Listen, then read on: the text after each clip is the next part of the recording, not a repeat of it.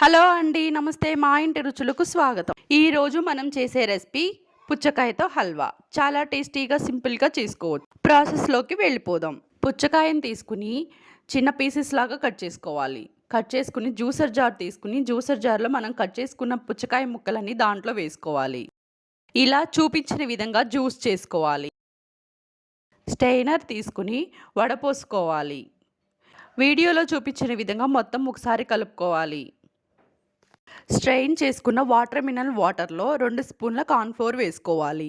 ఉండలు లేకుండా మొత్తం ఒకసారి కలుపుకోవాలి.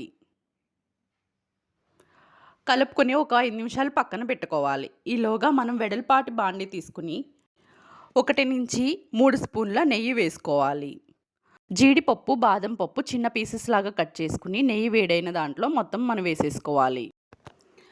బాగా వేగిన తర్వాత బౌల్లోకి తీసుకుని పక్కన పెట్టుకోవాలి. అదే ప్యాన్లో మనం ముందుగా కలిపి పెట్టుకున్న వాటర్ మినరల్ జ్యూస్ ఇలా చూపించిన విధంగా ప్యాన్లోకి తీసుకోవాలి. దగ్గర పడేదాకా బాగా కలుపుకుంటూ ఉండాలి. వీడియోలో చూపించిన విధంగా మొత్తం ఒకసారి కలుపుకోవాలి. బాగా దగ్గర పడిన తర్వాత 2 స్పూన్ల పంచదార వేసుకోవాలి. కొద్దిగా ఫుడ్ కలర్ వేసుకుని బాగా కలుపుకోవాలి. ఇలాచీ పౌడర్, మనం ముందుగా వేపుకున్న డ్రై ఫ్రూట్స్ని కూడా వేసుకుని బాగా కలుపుకోవాలి. బాగా కలుపుకున్న తర్వాత 2 స్పూన్ల నెయ్యి వేసుకుని దగ్గర పడేదాకా బాగా కలుపుకోవాలి. అంతేనండి, అయిపోయింది. స్టవ్ ఆఫ్ చేసుకుని పక్కన పెట్టుకోవాలి. ప్లేట్ తీసుకుని నెయ్యి అప్లై చేసుకోవాలి. మనం ముందుగా రెడీ చేసుకున్న హల్వాని ప్లేట్లో వేసి బాగా చల్లారనివ్వాలి. బాగా చల్లారిన తర్వాత చిన్న పీసెస్ లాగా కట్ చేసుకోవాలి.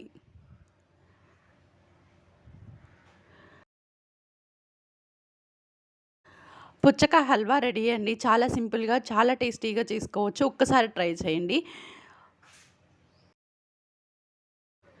నచ్చితే లైక్, షేర్, సబ్స్క్రైబ్.